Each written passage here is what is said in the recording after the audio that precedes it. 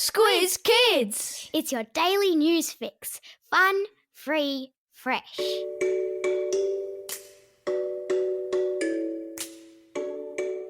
Good morning and welcome to Squiz Kids, your fresh take on what's happening in the world around you.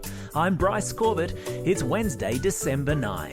In Squiz Kids today, lightning strikes school oval, Japan's love quest, breakdancing at the Olympics, and it's Sugar Plum Mary Day.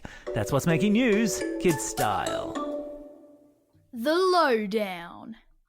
The great global vaccine race was in full swing yesterday as the United Kingdom started to roll out its program to vaccinate its population against the coronavirus.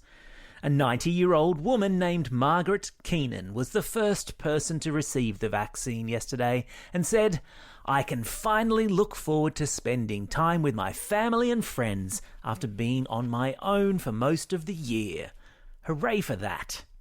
Meanwhile, India took steps to fast-track the approval of a vaccine there as it looks to vaccinate its almost 1.4 billion people. And China increased production of a COVID vaccine in preparation to immunise its 1.4 billion people with a new lab to double the number of vaccine doses it can churn out, setting a target of 600 million doses by the end of the year.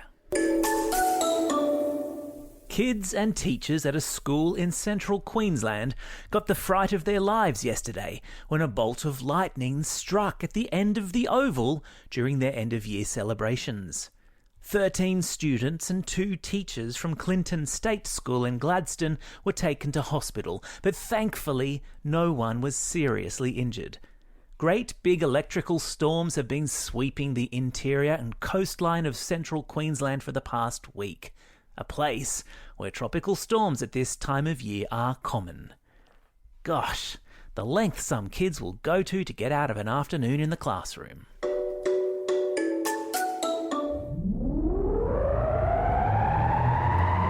Spin the globe. Each day we give the world globe a spin and find a news story from wherever it stops. And today we've landed in Japan, where the government is playing matchmaker to try and increase the birth rate in the country. The Japanese government has just announced it will give $26 million to an artificial intelligence program that helps people in the country meet their love match. So why has the government taken an interest in how many of its people have boyfriends or girlfriends? Because the birth rate in Japan, which is to say the number of babies born each year, has been falling in recent years, and a high birth rate is important to the general well-being of a country for various reasons. Can you imagine if Prime Minister Scott Morrison started taking an interest in our love lives and investing in artificial intelligence programs to ensure more of us get loved up? How can you not love Japan? Sport time!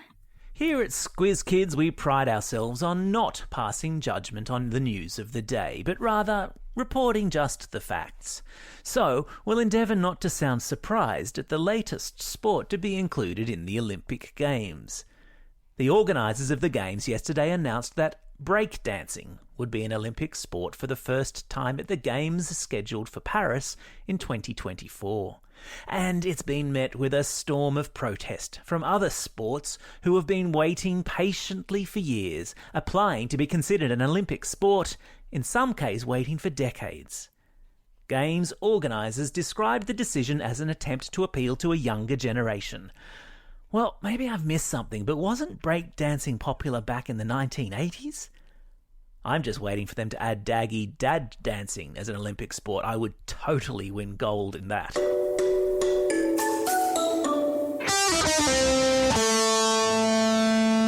Pop Culture Corner. If you've ever watched Bluey, and I know lots of you have, you'll be more than familiar with her beautiful house on the hill.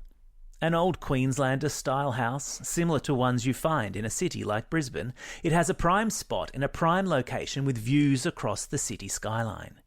And because the wonderful world of real estate finds its way into every aspect of Aussie life, a couple of real estate agents in Brizzy have put a price tag on Bluey's house, estimating what it would fetch if A, it were real, and B, it was put up for sale? And the answer seems to be a cool $4 million, which is a lot of money for an animated cattle dog and her family. Think of all the dog treats they could buy with that.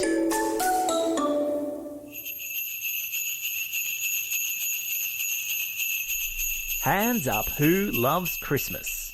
Hands up who is on the edge of their seats waiting for the Sugar Plum Mary Squiz Kids Q&A. Well, you're in luck because it's out today.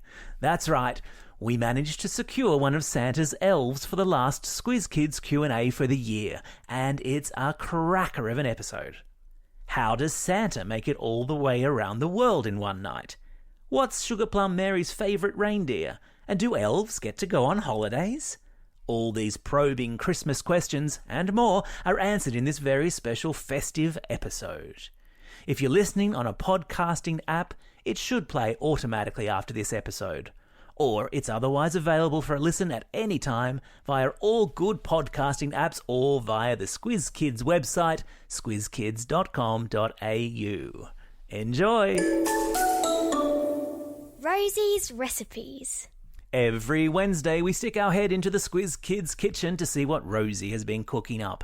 And this week, she's been getting into the Christmas spirit with a delicious apple crumble recipe sent in by Squiz Kid, 10-year-old Ada from Melbourne. Ada suggests giving the old apple crumble a Christmas twist with the addition of a little bit of cinnamon, and it's scrum-diddly-umptious. As always, the recipe plus photos of the process and finished product are on the Squiz Kids website. And don't forget, if you have a recipe you love and you'd like Rosie to try, send it to squizkids@thesquiz.com.au. Time for the quiz. This is the part of the podcast where you get to test how well you've been listening. Question number 1. What made an unscheduled, unwelcome appearance at a Queensland school's end-of-year celebrations yesterday? You got it. It was lightning. Question number 2. Which country's government is going into the love matching business? Yeah, it's Japan. Question number 3. What has just been added as an official sport to the Paris Olympics in 2024?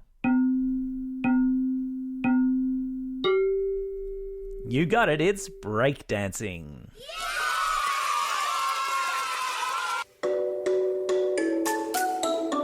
Shout-outs. It's December 9, National Llama Day in the United States. A day in which we're all urged to stop and appreciate the many wondrous charms of the llama.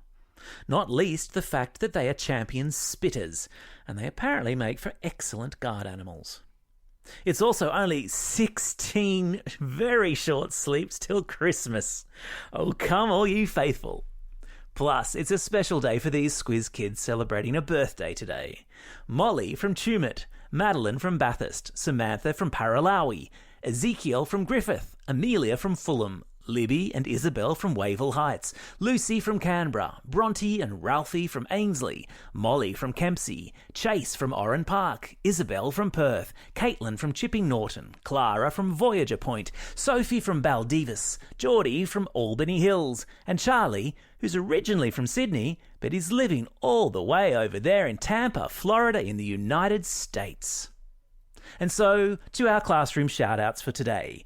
Classroom shout-outs go to Ms. Wright and Class M17 at Surfside Primary School, to all the kids, but especially grade 5-6 at Cobden Primary School, to Miss Brown and 5-6B from Ryde East Public School, and a special shout-out to the Year 5 kids at St Mary's in Maruya, who are doing their school captain speeches today. Best of luck to you all. Don't forget, if you've got a birthday coming up and you want a shout-out, or if you're after a classroom shout-out, drop us a line at squizkids@thesquiz.com.au. Well, that's all we have time for today. Thanks for listening to Squiz Kids. We'll be back again tomorrow. In the meantime, get out there and have a most excellent day. Over and out. Squiz Kids is proudly supported by the Judith Neilson Institute for Journalism and Ideas.